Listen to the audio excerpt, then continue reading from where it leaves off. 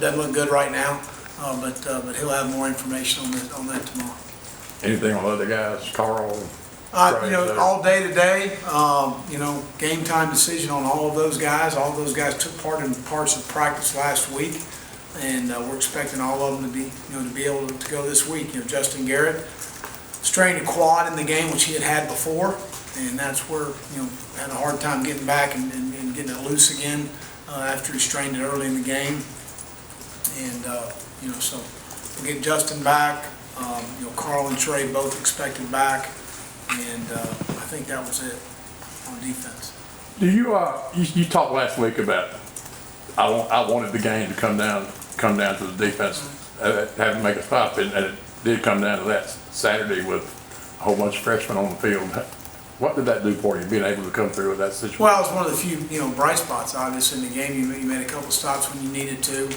So really proud of those guys. Carlton Davis, the guy, balls getting thrown on him, and they've thrown it well throughout the day. He makes a play there on fourth down, really, and on third down, made a fine play there. So, all of those guys, those situations are going to come up. They're going to arise. When we knew there's going to be some growing pains, and when you're going through this, I've been through it before. So, we just got to continue to pay attention to detail, focus on what we need to do to be successful, and that's what this football team's doing. So, we got to improve. Got to continue to improve. And I know these guys certainly are willing to do so. Well, let's talk about the production from a guy like Rudy Ford. What have you seen out of him these first couple of games? Well, he makes a lot of plays. He's got tremendous speed and plays really fast on the field. He's got good coverage ability. I think he's got much, improved his instincts on the back end. Last year being his first year, angles to the ball. Made a really nice job in the middle of the field on the reception area, on the interception. It was a really nice play. So all of those things, the more snaps, the more reps, the game's going to slow down, and he's just going to continue to get better and better. But he's a talented young man. From a speed standpoint, that's something that's very hard to coach. When he's able to cover the ground, he can cover. We were in a man situation in the red zone. They had a nice pick concept. He got through it and made a heck of a play on the ball, finished really well on the receiver in the end zone. So, but there's some things you can't coach that he can do because of the speed. So, really, proud of him as he continues to progress. But again, a guy that's in the building all the time, is watching film, asking questions, and continues to improve. Well, you said that was one of the few bright spots. Were you disappointed overall in the way you I was, from the standpoint. Just early, the first half, you got, 4 50-50 balls down the field. If you make those plays on third down, you're off the field. We got our offense back on the field. We're trying to, we got to get the offense back on the field and give them a chance to get in some rhythm. And we were unable to do so. Pleased with the red zone defense in the first 2 ball games. Be able to do that, pleased with that. But some run game issues in the second half of just gap control, eye control, guys trying to make plays instead of playing within the scheme and system. So we'll get those things corrected. They're all correctable. I still think we got a good group. It's unfortunate that sometimes you got to go through these things at times, and we're going to fight through it and band together and head down to Baton Rouge, face a really good football team. What did you think of Leonard Fournette's performance last night, and what kind of challenges this? Well, he's a great player. I think he's a guy you love to compete against. He's a great competitor. He's a big back. He's got really good vision. I mean, they really. Run game wise, they've been the same. They've always been with us, but now this guy's got some vision for the cutbacks and some of the things in the run game. But a fantastic young man, first of all, and a really good football player. I mean, a really talented guy. So we certainly know we got our work cut out for us this weekend. Yeah. How much better does he even look than when you faced him last year? Well, again, I think as a young player, the step from high school to college is a big step. Step from college to pro is a big step, and the game continues to slow down for you. And he's just a talented young man. What did you think about play Casanova? Well, very productive. Extremely productive in the game. Huge play there on third down, but really, played extremely well in the game. We got to get some things cleared up as far as eye control. Those things are concerned. As far as some run fits that we just got to clean up across the board, not just Casanova, but again, I'm very, anytime a guy's as productive as he was, it's obviously good to see. The touchdown that caught on Denson, I guess you could call it that. Was there anything he could have done better on that? It seemed like Not really. We need to get a better rush in this situation. We had some mismatches. We needed to win in the one-on-one. We had a one-on-one look there. We should have won some one-on-ones up front. That was disappointing. Their guy did a fantastic job of buying some time. He worked himself in phase. We knew going into the game, we felt like from a quarterback standpoint, he was better than some of the guys we were going to face in our league. And we felt like ball skill-wise, their receivers had very good ball skills down the field. So they connected on some balls, and he threw some nice balls. That was a situation where it's a 50-50. We've got to try and get it on the ground. But again, Jeremiah was in the right position to make the play. That's the pleasing thing from our standpoint. I wish he would have made the play. He wished he would have made the play, but he's in position to make the play. Let's get the ball off of him next time. And that's the coaching point for a freshman right now. How concerning is mobile quarterbacks after 2 weeks of struggling with them, and now you have a Brandon Harris and then a Dak Prescott the next 2 weeks? Well, it's everybody in our league right now. So everybody we're facing on our schedules, the guy that can move around a little bit. I think in the first ball game, obviously we faced some things drastically different from what Louisville's ever done. And there were some things, quite frankly, preparation-wise, that were difficult to go to when Jackson became the guy that was going to be running the show there. And then last week, yesterday, felt like we had some things we liked and we just didn't execute very well. So we need to do a better job of that. So we'll look at these things and continue to improve our football team. The last time you coached Auburn in Baton Rouge was 2007 when they had that game-winning touchdown as the clock was going down. What are your memories of that? Is that kind of still staying? Well, I thought they were going to run the clock out. They took a shot in the end zone, and it was a well-thrown ball by Matt Flynn, and caught there in the back, and then Gerard Powers had great coverage.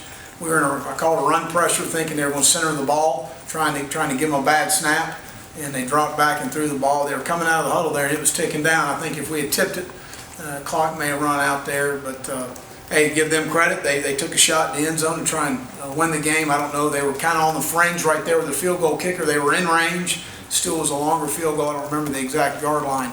But they made the play when they needed to make it, and Gerard was in position to make the play. And I'd take my chances again with Gerard Powers, I can assure you of that. Well, how did Montana grade out? What's that? How did Montana? Outstanding. Played very well. He was very disruptive in the game.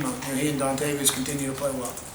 Do you think he's becoming that guy now that you hope he will be? Well, I think, again, week to week, we've been very pleased with the first 2 weeks. It's a big game for him. We need him to play very well in Baton Rouge. How much better can it make you immediately if you get these guys back and haven't been playing? Well, again, you get Trey and Carl, and I'm expecting both of them this week, to be honest with you. But get Justin back, and that certainly helps you. Anytime you have guys that can make a difference in the game, certainly can help you. But we got to continue to bring these guys. It's a long season, so we've got to get better and improve with the guys we got on the field right now. We got to do a better job of preparing our players and coaching our players and adjusting in the game and doing the things we got to do to be successful in our league. It looked like when Russell came out, Maurice went in quite a bit. Maurice Swain, Devereaux played. Yep, both of those guys played. We need to play more snaps. To be honest with you, it's going to be hot in Baton Rouge on Saturday. It's never been cold there, so we need to. Those guys got to give us some more snaps. We got to get more snaps out of those guys. We got to get more snaps out of Byron Cowell. We got to get more snaps out of President. We need to get more guys playing up front. And it's going to be really important. It's going to be a hot day, and we'll be headbutting these guys for 60 minutes. So we got to be able to play more guys.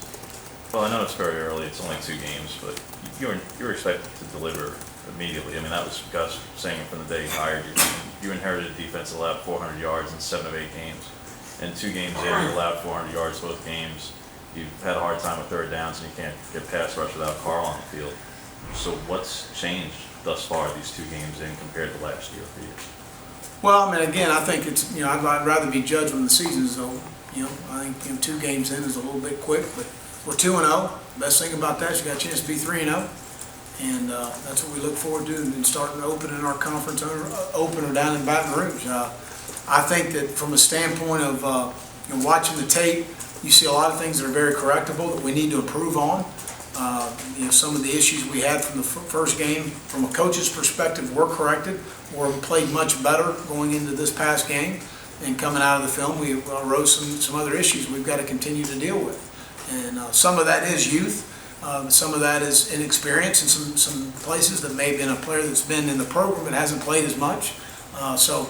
We've got enough good players to have a good defense, and that's what we plan on doing. And we haven't played consistently that standard yet, but we certainly are working to that goal, and I feel like it'll happen. We'll talk about the difficulty. You face two teams that kind of spread you out a little bit. You're going to face a team with two big backs that kind of pounded at you. The prep for that during a week, how different is that for you? Well, it's just, it's something that we work on in camp, and we get some two-back looks because we understand in our league you got to be able to play in our division, two-back teams, and so those are things we work on a lot, and we'll get back to those things. We started tonight with our preparation with some of the two-back looks we're going to get with our players.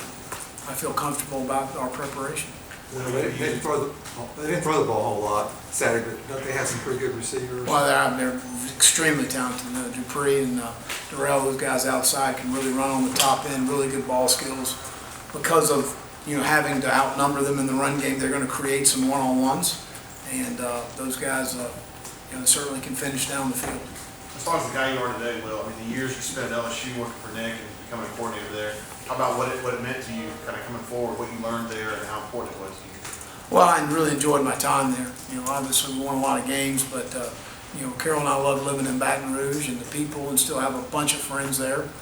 So it's a football fever place that enjoys the Tigers and the LSU Tigers, not the Auburn Tigers, but it's a great environment on game day to go into Tiger Stadium. We look forward to that. They've haven't been there since they changed it all, so we're looking forward to seeing all of that. But again, it's going to be a great environment. It's the rivalry of Auburn and LSU since, I don't know, the 90s has been as good a rivalry as there is in college football, as far as the games and what they've come down to, and how they've decided the Western Division. Certainly one game does not make or break your season, this early especially, but our players understand the importance of the game, and certainly having been on that side, their players understand the importance as well. Well, what's the most important thing that your defense needs to do better to slow down LSU running game? Well, you know what? We need to play within our scheming system. We just need to execute the call. And if we'll do that, then we're going to be fine. And we got some guys, unfortunately, in some situations, whether it's lack of knowledge or understanding or eye control or whatever, don't always execute the exact call. And you can't win that way. You just can't do it. And you continue to do the same things, you're going to get the same results. And that's my message for our defense. We've got to change. We've got to continue to evolve to be a more disciplined group. Well, do you have a appeal process for Blake Counts and his? What's that? Is there an appeal process for Blake Counts targeting call to where if it happens again, it's not a multiple offense or whatnot? I don't have any comment